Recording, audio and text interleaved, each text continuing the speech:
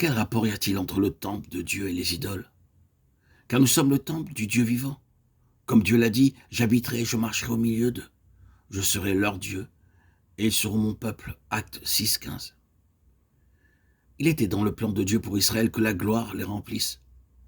C'est pourquoi lorsque l'œuvre du tabernacle et plus tard le temple fut achevée, nous lisons que la gloire de l'Éternel remplit le lieu. Exode 40, 34 et 2 Chroniques 7, 1. Le temple de Salomon ainsi que le tabernacle furent remplis de la gloire de Dieu. Dieu ne leur demanda pas de l'or ou de l'argent, mais un lieu pour qu'ils soient remplis de sa gloire. Il leur fut enseigné comment eux aussi pouvaient être remplis de toute la gloire de Dieu. Mais ils oublièrent tout à ce sujet. Leur regard n'était que sur eux, sur le temple et sa magnificence. Ils étaient fiers du temple qui était fait de mains d'hommes. Mais le Dieu de gloire était apparu afin qu'ils voient sa gloire et soient habités par elle. Dieu n'habite pas dans des édifices faits de mains d'hommes. Il veut habiter dans un temple vivant. Dieu désire un temple afin que son peuple apprenne la loi divine par laquelle ils peuvent être habités par lui. Ceci ne signifie pas qu'ils ne verront la gloire de Dieu que pour un moment seulement, mais qu'ils seront remplis et habités par cette gloire pour l'éternité. Quel est le dessein de Dieu en vous choisissant? Il ne désire pas votre argent ni votre or, mais c'est vous qu'il désire. Il vous désire afin que sa gloire vous remplisse, que sa présence soit avec vous, et que vous viviez et marchiez en nouveauté de vie. Dieu veut que votre corps soit son temple afin que sa gloire vienne en vous. C'est pourquoi il vous a choisi.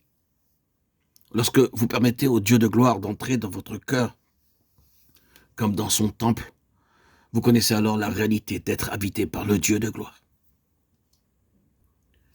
Les sacrificateurs ne pouvaient entrer dans la maison de l'Éternel, car la gloire de l'Éternel remplissait la maison de l'Éternel. 2 Chroniques 7, 2. La première chose, c'est d'être le vase élu de Dieu et venir dans la main du Seigneur. Ceci demande la participation de notre volonté. Après ce pas, il nous sera rendu clair comment le Seigneur nous introduira dans les deux autres expériences. Elles nous conduisent l'une à l'autre.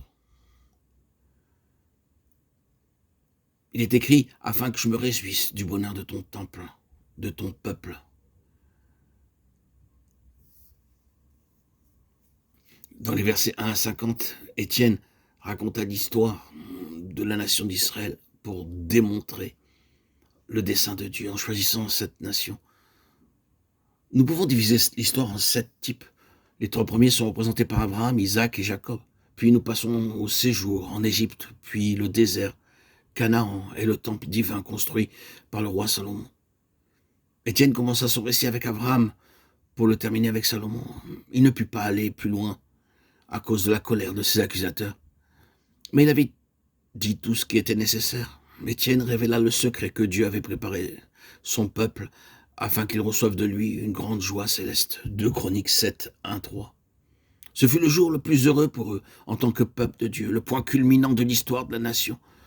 Lorsque l'œuvre du temple fut achevée selon le plan céleste ordonné par Dieu, le feu descendit et consuma le sacrifice. Puis la gloire de Dieu remplit tout le temple. Tous les enfants d'Israël s'inclinèrent, adorèrent et louèrent le Seigneur. Ils furent remplis d'une joie céleste, car ils n'avaient jamais vu une telle chose auparavant.